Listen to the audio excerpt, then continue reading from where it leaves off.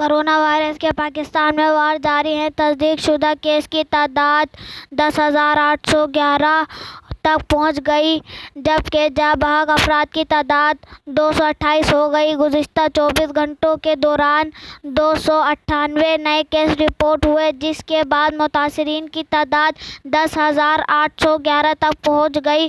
پنجاب میں 4,590 اور سندھ میں 3,671 کیس رپورٹ ہو چکے ہیں جبکہ خیبر پختونخوا 1,453، بلوچستان میں 552، اسلام آباد میں 204، آزاد جموں کشمیر میں 91 اور گلگت بلتستان میں 298 رپورٹ ہو چکے ہیں۔